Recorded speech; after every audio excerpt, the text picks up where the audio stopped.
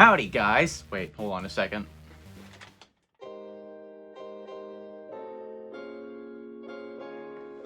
Hello and welcome back to Anarchy. I know it's been a while since we've been here, but it's great to be back. So last time we were in the ditch, Nintendo decided to shut down the Wii Shop channel, effectively wiping the entire WiiWare library, legally speaking, from history. But now things are getting even more f***y. Back in February, Nintendo announced that they were shutting down the Nintendo eShop on the 3DS and Wii U. And since then, the world has divulged into pure chaos. I mean, look at all these people lining up to get a $20 eShop card.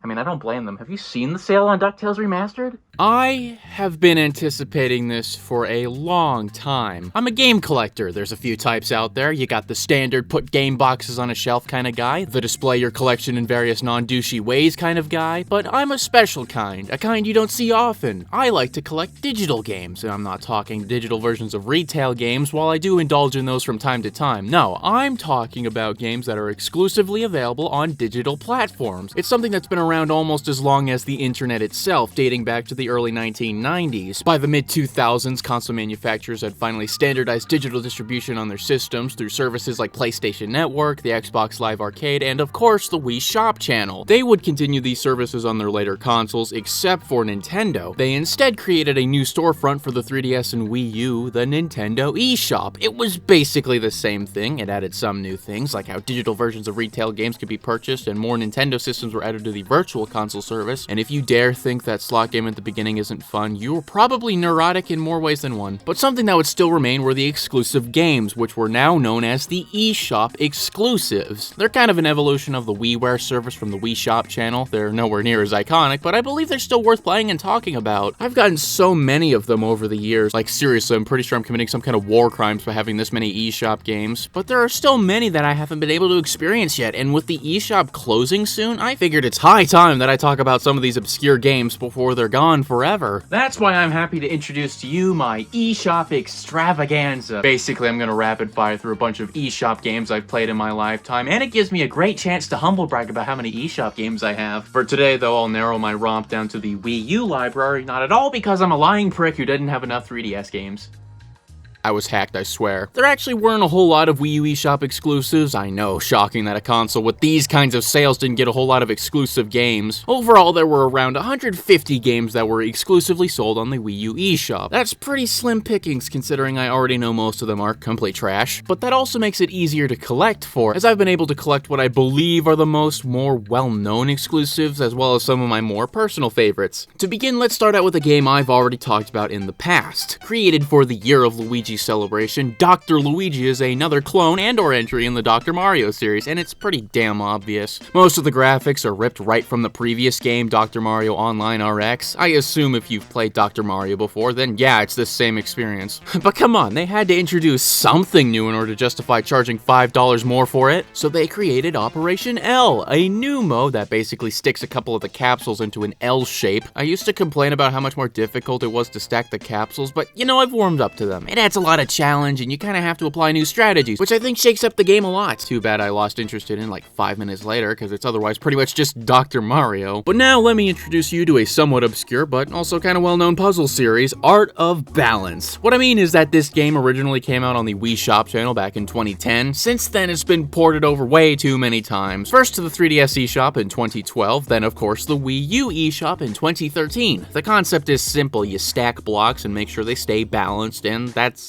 it. Of course, various different types of blocks are introduced to add more challenge. It's simple, but surprisingly addicting. I also like the serene, zen-like aesthetic this game has. The music is nice and relaxing, and I only partially shit myself when I failed that one level for the 50th time. Considering it's a re-release, it does add some new things. For one, the general art style is a lot more natural looking as opposed to the weird pattern style we saw before. Since it's also, you know, the Wii U, you can use both the Wii remote and the touchscreen, which basically makes both the Wii and 3DS versions completely completely redundant. It is by far one of my favorite digital games across any of the platforms it came out on. Why would you do this to me, Shinin? And speaking of Shinin, they made quite a few different exclusives on Nintendo's consoles. One of those games is Fast Racing Neo. It also got its start on the Wii and would actually get a sequel that would be a launch title for the Nintendo Switch eShop. But as for the Wii U version, it's pretty alright. It reminds me of F-Zero. You basically drive around with these futuristic hover cars, but the track does a lot of twisting vertically, a lot like Mario Kart 8. That same kind of fast-paced racing action looks really nice in HD. The environments are beautiful and the controls feel really smooth, but otherwise there's not a whole lot I can say about it. Here's an interesting concept for a game. Take Pokemon, turn them into little wind-up toys, mix in a little cage fighting in Fortnite, and you get Pokemon Rumble. Pokemon Rumble is a humble, obscure beat-em-up game that actually first came out on the Wii Shop channel in 2009. It was a fun, charming little game that I really liked playing back in the day, with the whole angle of toy Pokemon being really cool to me. What I didn't realize though was that Nintendo actually made sequels to it. Plural. First, there's Pokemon Rumble Blast, don't care, and of course there was another sequel released in 2013 exclusively on the Wii U eShop, Pokemon Rumble U. Now, what could Nintendo really do to add on to the quality experience that is Pokemon Rumble? They use reverse psychology. You'll figure out what that means. First, I have to mention the title screen. I don't know what it is, but a lot of these older Wii U games have really gross-looking models sometimes. Whatever, the main game involves some clumsy jackass dropping a bunch of the toy Pokemon into a river, and they must now make the epic quest of walking maybe a few blocks down to the toy store. In the original game, you'd run through these sprawling paths, defeating hordes of enemies before making it to a big arena where the boss is. Afterwards, you go into these big battle arenas where you try to be the last one standing. In this new game, you go level to level, basically doing the Battle Royale shtick, and that's the whole game. The only thing it has going for it was that Nintendo made these special NFC figures that basically acted like the cheat code system. Mind you, this was a year before Amiibo were even announced. Yeah, it's kind of weird to think that the NFC reader on the Wii U gamepad was practically worthless for 2 whole years, but this was still weirder. I guess they needed something to make the game stand out, and obviously make the game better was not one of those things. It will always stand out to me as one of the most nothing games I have ever played. Now, Pokemon Rumble U was a sequel that was technically a part of an older game, but remastered in HD, which isn't particularly interesting. So what about sequels to games in HD that are technically 2 games? Here's a brief history on the Mario vs. Donkey Kong series. It started out as a spiritual successor to Donkey Kong on the Game Boy, which is in and of itself also a spiritual successor to the original arcade Donkey Kong. It's an alright puzzle platformer where you basically do the same acrobatics as before, but now you collect these little wind-up toys called the Mini Marios. They wouldn't do much until the sequel on the DS, March of the Minis, in 2006. This new game would be based entirely around the touchscreen, where you'd have to move around these pink tiles in order to direct the minis into collecting items, passing obstacles, and whatnot. In 2009, Mario vs. Donkey Kong Minis March Again would release on the DSi shop, basically being March of the Minis with slight gameplay changes and a more customizable level editor. Also, March of the Minis and Minis March Again. Yeah, cute naming there, guys, but could you, make a new game? Well, in 2010, Miniland Mayhem was released. Things would change up a bit in that instead of pink tiles, you'd use the touchscreen to construct these steel girders in order to move the minis. After a weird spin-off title, Minis on the Move, the next game would be Mario vs. Donkey Kong Tipping Stars. The game would be released on both the Wii U and 3DS eShops in 2015. Considering they are both literally the exact same game, they created a special promotion where if you download the Wii U version, you'll receive a download code for the 3DS version, and vice versa. So what would this new game have? Well, they still have those steel girders from before, as well as other obstacles and items. There's a level builder, and you can share these levels online through nothing, but it's still nearly identical to the last game. But talk about identical, because here's Mini Mario and Friends Amiibo Challenge, the game that single-handedly skyrocketed the price of cyanide pills in North America. So what did they do? Add new characters and abilities, lock it all behind a free-to-play Amiibo wall, and congratulations, we've come full circle around a sub-series that really needs some personality training. Yeah, most of the first-party eShop games have been pretty disappointing so far, just being rehashes of older games.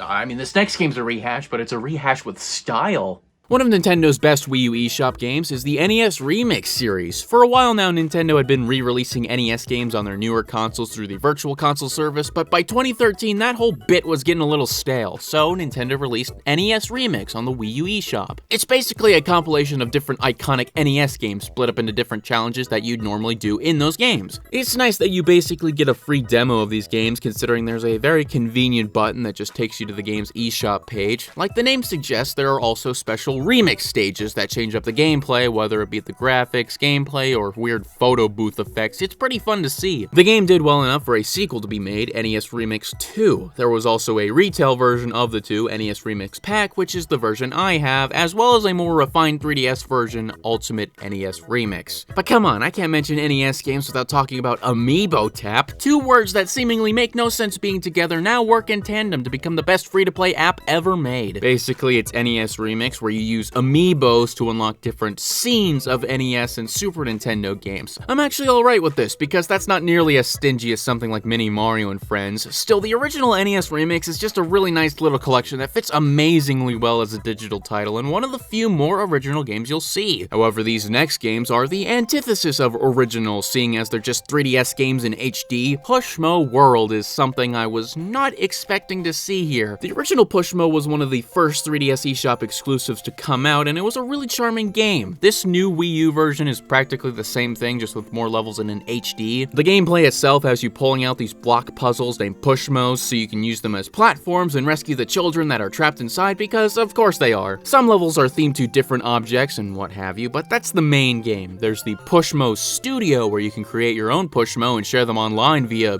nothing. By the way, here's your reminder to validate my existence by scanning my Pushmo. Please scan my Pushmo! Gunman Clive HD Collection is just a re-release of the two Gunman Clive games from the 3DS. It's a neat little indie game that's just Mega Man, but cowboys! Sorry, die-hard Gunman Clive fans, but that's basically every run-and-gun game. Although I do like Gunman Clive 2's visuals with those cool color palettes, still though, I enjoyed many an indie game on the Wii U as well. Most of them are, awful, but there are still some that stick with me today.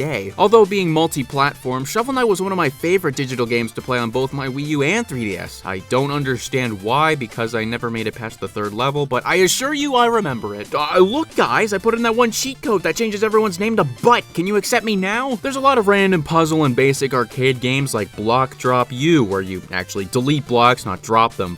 Fucking moron. Cube Shift, which I swear was something I saw on Who to Math one time. Daikon Set is kinda interesting. It's something I can only describe as a collection of creepypasta games without the creepypasta part.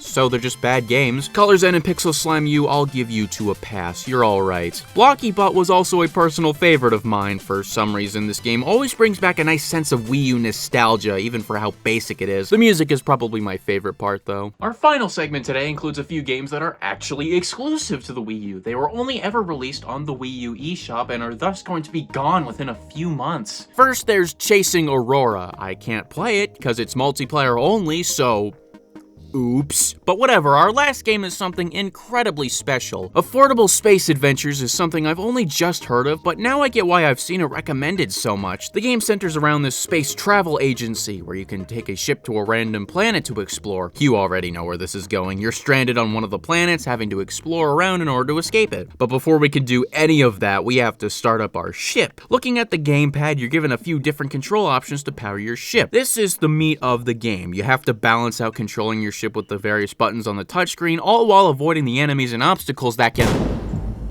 kill you. Sometimes it's really hard to multitask between the two, but I think that's the challenge of it. Sometimes you have to switch engine types so you can pass by enemies that only detect heat or electricity and things like that. It allows you to come up with satisfying strategies in order to progress. This is definitely a great example of what a Wii U eShop exclusive could be like, but it's also a shame that it's one of the only good Wii U exclusives out there. Overall, the eShop's library is pretty lacking. It's no wonder why the full retail games and Virtual Console overshadowed them tenfold. There's just not a whole lot that isn't something that quite literally already exists, seeing as most of the games were either released on or are identical to games on other platforms. I don't blame them, because it's just because of how poorly the Wii U sold. Still, the few games that are exclusive are some pretty interesting games that we're likely not going to find again anytime soon. It's unfortunate to see yet another library of digital games go, but it was nice that I was able to highlight some of the Wii U's highlights. That being said, there weren't really a whole lot of exclusive games worth saving, so that really begs the question, do I care? The answer's no, not because of the games themselves, but just because I'm kind of a dick.